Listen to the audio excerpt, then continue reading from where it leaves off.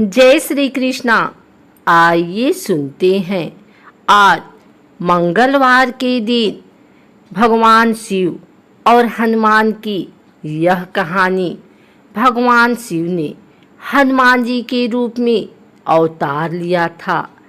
इस बात का कोई जगह पढ़ा और सुना जाता है, लेकिन उन्होंने ऐसा क्यों किया था, इस बात को जानने के लिए हमें इससे जुड़ी कथा के बारे में जानना होगा। यह कहानी रामायण के प्रारंभ की है, जब पृथ्वी पर श्री राम जी का अवतार हुआ था। वास्तव में शिव का अवतार हनुमान ही थे, और यह भी सत्य है कि भगवान राम ही शिव के हनुमान अवतार का कारण बने थे। रामायण में बताया गया है कि एक बार भगवान शिव की भी इच्छा हुई कि पृथ्वी लोक चलकर भगवान राम के दर्शन किए जाएं। उस समय भगवान राम जी की आयु लगभग 5 वर्ष के आसपास थी। भगवान शिव के सामने समस्या यह थी कि वह अपने असली रूप में जा नहीं सकते थे।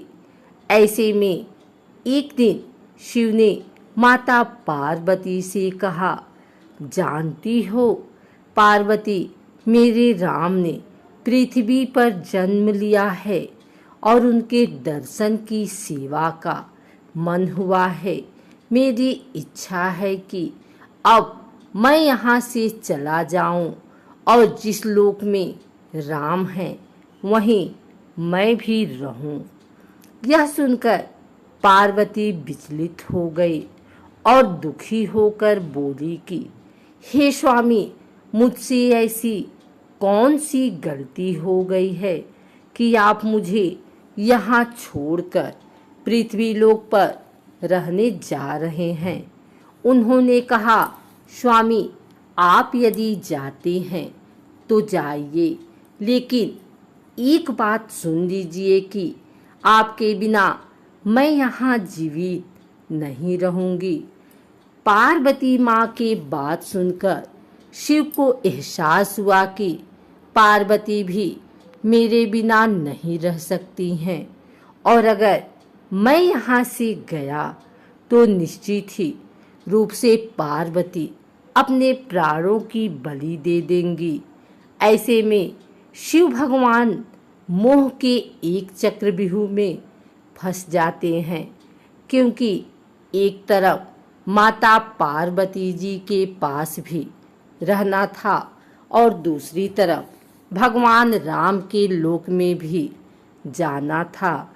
ऐसे में भगवान शिव ने अपने 11 रुद्र को पूरा राजमाता पार्वती को बताया और बोले, देखो पार्वती, इन 11 रुद्रों में से एक रूप बानर का अवतार आज मैं लेने वाला हूँ।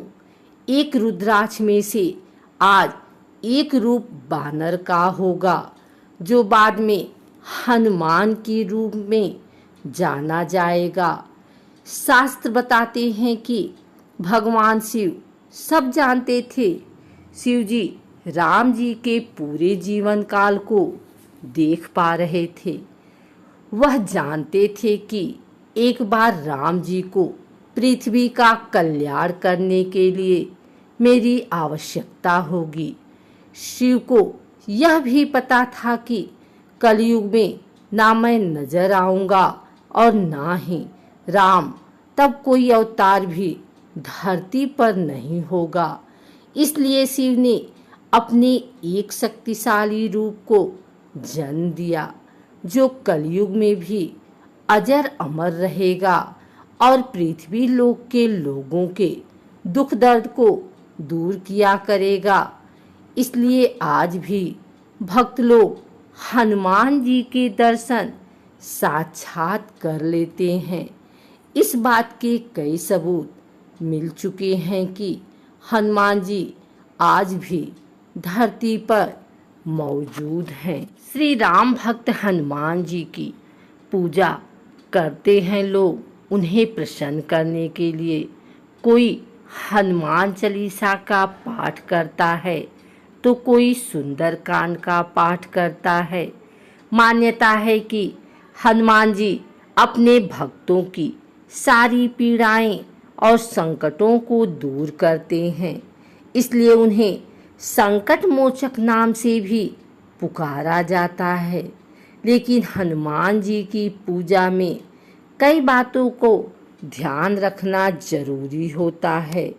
मंगलवार का व्रत करने के लिए सुबह जल्दी उठें तथा स्नान करके स्वच्छ लाल कपड़े पहन लें। अगर पुरुष यह व्रत कर रहे हैं तो पूजा के दौरान सिले हुए लाल कपड़े ना पहने। घर के ईशान कोण में चौकी रखें। अब भगवान हनुमान की मूर्ति या चित्र स्थापित करें। भगवान हनुमान की मूर्ति या चित्र के साथ भगवान राम और माता सीता की मूर्ति या चित्र अवश्य स्थापित करें। हाथ में जल लेकर भगवान हनुमान के सामने व्रत करने का संकल्प लें और प्रार्थना करें। धूप दीप या दिया जलाकर भगवान राम और माता सीता की पूजा आराधना करें। इसके बाद श्री हनुमान की पूजा करें। पूजा के दौरान श्री हनुमान को लाल वस्त्र, सिंदूर और लाल फूल अर्पित करें। अब रुई में चमेली का तेल डालकर भगवान हनुमान के सामने रख दें। कथा, सुंदरकांड और हनुमान चालीसा का पाठ करने के बाद आरती करें। फिर श्री हनुमान को गुड़ और चने का भोग लगाएं। मंगलवार के दिन हनुमान जी की पूजा सुबह और शाम के समय करना फलदायी माना जाता है। इस दिन आप सूर्योदय के बाद और शाम को सूर्यास्त के बाद हनुमान जी की पूजा कर सकते हैं। वैसे पूरे दिन में सूर्यास्त के बाद ही पूजा का शुभ मुहूर्त होता है। मंगलवार व्रत के दौरान आपको गुड़ और गेहूं का भोजन करना चाहिए। इस दिन नमक ना खाएं। मंगलवार व्रत करने के दौरान मीठा भोजन ग्रहण करें। आप फल और दूध का सेवन भी कर सकते हैं।